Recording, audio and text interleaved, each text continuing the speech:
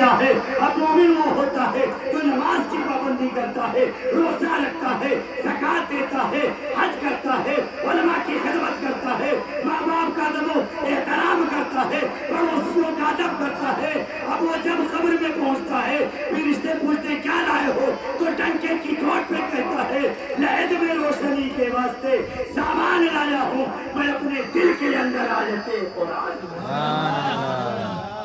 جب وہ فرشتے پوچھتے ہیں کیا لائے ہو, تو سارا اپائے ہمارے اور آپ کے پیغمبر نے, نبی نے اسی دنیا میں دے دیا. اور چلتے چلتے ایک بات سنیں, ماں باپ کی خدمت اصل ہے. ماں باپ کی خدمت کیا ہے؟ اصل ہے. ایک صحابی رسول تھے, گئے میرے آقا جان عالم کے پاس اور کہا یا رسول اللہ میں نے ماں کا حق ادا کر دیا. یا رسول اللہ میں نے ماں کا حق ادا کر دیا. میرے پیغمبر نے کہا کون سا ایسا کام کر کے آ رہے ہو کہ آپ نے حق ادا کر, کون سا ایسا کام کر کے آ رہے ہو کہ حق ادا ہو گیا. کہا یا رسول اللہ مائی کو کندھے پر بیٹھا کر میں نے کعبے کا طواف کروا دیا, چکر لگوا دیے. میرے پیغمبر فرماتے سنو, جس دن تم پیدا ہوئے تھے نا, جو درد ماں کو ہوئی, تکلیف ہوئی, ابھی اس کا حق ادا نہیں ہوا. پیغمبر فرماتے ہیں پوری لائف ماں باپ کی خدمت میں لگے رہو, مگر تم حق ادا نہیں کر سکتے ہو. شاعر نے قلم توڑا ہے کہ سونے کے برابر بھی انہیں تول کو, لیکن ماں باپ کا احسان کبھی ختم نہ.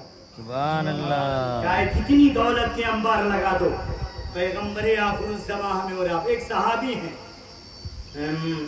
بیمار ہیں, حال یہ ہے کہ روح جسم سے پرواز نہیں ہو رہی ہے. حال یہ ہے کہ روح جسم سے پرواز نہیں ہو رہی ہے, کلمہ نہیں پڑھ پا رہے ہیں. اور ہیں کون؟ صحابی رسول. بیوی نے خبر پہنچائی پیغمبر آخر الزمان تک, یا رسول اللہ شوہر کے ہمارے کلمہ زبان پر جاری نہیں ہو رہا, روح جسم سے نہیں پرواز ہو, تڑپ رہے ہیں.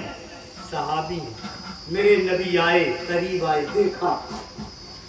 جب میرے مصطفیٰ قریب آئے, دیکھا مرد الموت میں مبتلا ہیں, تڑپ رہے ہیں, زبان پر کلمہ نہیں جاری ہو. میرے پیغمبر آخر الزمان نے کہا یہ بتاؤ کیا ان کی ماں ان سے ناراض ہے؟ وہ صحابی رسول کا نام ہم نے اپنے علماء استاد اور کتاب سے یہ سیکھا ہے کہ ان کا نام حضرت علقمہ تھا. ان کا نام کیا تھا؟ حضرت علقمہ تھا.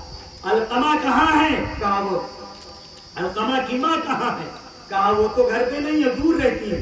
کہا دور نہ کرو ان کو علقمہ کے قریب کرو, علقمہ کے قریب کرو. کہا وہ ناراض ہیں, کہا ان کو راضی کرو. کہا وہ راضی نہیں ہو سکتی ہیں, کہا بلایا تو جائے. علقمہ کی ماں کو میرے مصطفیٰ قریب کیے, بلائے. علقمہ کی ماں نے کہا یا رسول اللہ بیٹا کباب امی, میرے ماں باپ آپ پر قربان ہو جائیں, آپ میرے گھر تک تشریف لائے, میں اپنے بیٹے سے ناراض ہوں. کہا کیوں ناراض ہو؟ بس ہر گھر کا جو معاملہ ہے, ہر گھر کا وہی معاملہ ہے, ساس بہو ساس ہر گھر میں یا تو دعا کرو شادی سے پہلے ساسیں مر جائیں, ہر گھر کا معاملہ ہے. ساس ہے, بہو ہے تو جھگڑا ہو, اور بہو ہے تو ساس ہے تو جھگڑا. ایسا کوئی گھر ہے ہی نہیں جہاں جھگڑا نہ ہو, جہاں لڑائی نہ ہو, جہاں برتن نہ کھٹکھٹائے, مگر جھگڑا اتنا نہ بڑھ جائے کہ آپے سے باہر معاملہ چلا جائے, ضلع تک پہنچ جائے. جھگڑا ہو, کوشش کر کے ساس کو اور بہو کو اسی جھگڑے کو نپٹا لینا چاہیے. ہر گھر میں برتن ہے تو کھٹکھٹائے گا, مگر آواز اتنی نہ ہونے پر جس نے بچایا وہ سرکشت ہے, اور جو نہیں بچایا حالات سب کے گھر کے ہیں, سبھی جانتے ہیں.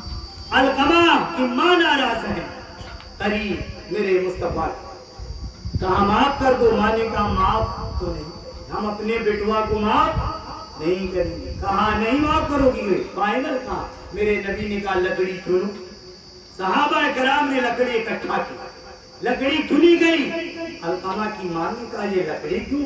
کہا لکڑی اس لیے چنی جا رہی ہے, اس میں آگ لگائی جائے گی, جب اس کے شعلے آسمان سے بات کریں گے تو میں تمہارے بیٹے کو اسی آگ میں ڈال دوں. میں تمہارے بیٹے علقمہ کو ابھی اپنے سامنے اسی آگ میں ڈال دوں گا. ماں کی ممتا تھی، ماں تڑپ گئی، ناراض تھی، ماں خفا تھی، غصے میں تھی، مگر جب جلنے کی باری آئی نا تو ماں کے آنکھوں میں آنسو آ گئے. یہ مصطفیٰ ہیں جو کہتے ہیں وہ کر دیں گے. ابھی آگ میں میرا بیٹا چلا جائے گا. علقمہ کی ماں نے کہا آگ نہ جلائی جائے، میرے بیٹے کو اس میں نہ ڈالا جائے، میرا بیٹا اس میں نہ جلے. کہا اگر معاف نہیں کرو گی میں دنیا کی آگ میں جلا دوں گا. یہ دنیا کی آگ کیا ہے؟